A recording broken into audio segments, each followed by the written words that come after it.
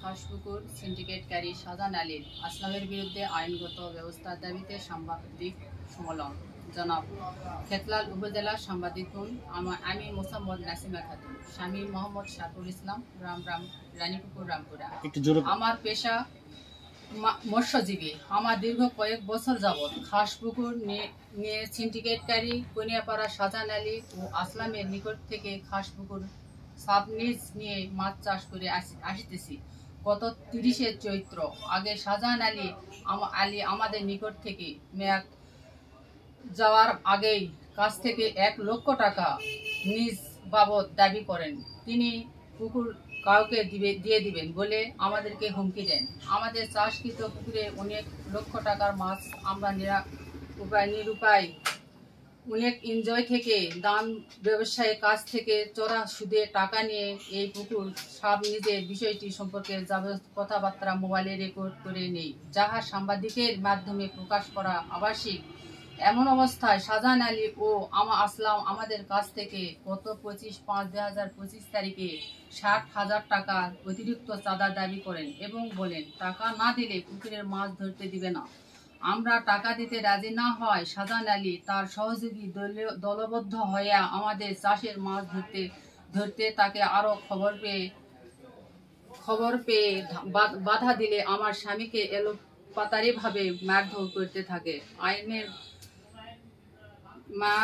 করতে থাকে। আমি আগাইতে গেলে 3-4 জন মিলে আমার স্বামীকে আটকে রেখে আমার উপর শারীরিক নির্যাতন চালায় এবং এলোপাতাড়িভাবে মারতে থাকে। আমাদের চিৎকার আশেপাশের মানুষ আগায় আসলে তারা পালিয়ে যায়।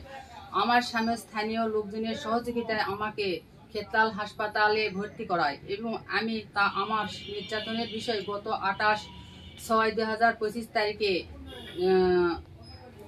থানায় হাজির হয়ে ডিউটি অফিসার মামলা নেয়ার জন্য অনুরোধ করি। তিনি আমার নির্যাতনের সকল বিবরণ শুনে আসামিদের নাম ঠিকানা দেখে তিনি বললেন, আপনাকে থানার কোনো আইন সহযোগিতা দেওয়া যাবে না। এই বিষয়টি আমি জানতে চাইলে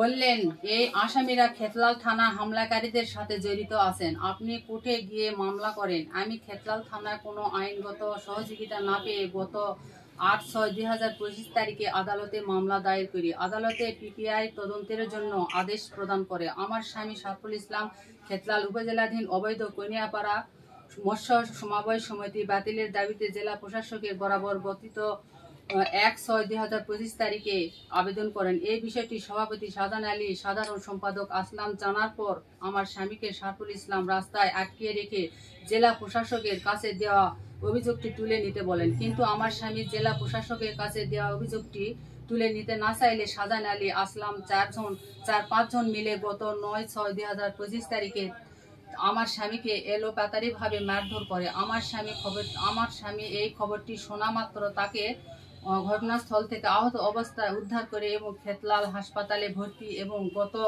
9/6/2025 তারিখে খেতলাল থানায় হাজির হয়ে মামলা দিতে গেলে তারা সবকিছু জেনেও অভিযোগ নেন। আসামিরা প্রভাবশালী হওয়ার এখনো আইনগত ব্যবস্থা না করায় আমিও আমার পরিবার নিরাপত্তা স্থানীয় জীবনযাপন করছি। বিধাতায় আমরা সাংবাদিক সম্মেলনের মাধ্যমে মাননীয় জেলা প্রশাসক, পুলিশ সুপার জয়পুরহাট সেনা ক্যাম্প, জয়পুরহাট উপজেলা প্রশাসন খেতলালের নিকটে এবং সন্ত্রাসীর বিরুদ্ধে আইনগত ব্যবস্থা নেওয়ার অনুরোধ জানাচ্ছি। সাংবাদিক ভাইদের কাছে অনুরোধ আমার এই তদন্ত ভালোভাবে করার জন্য।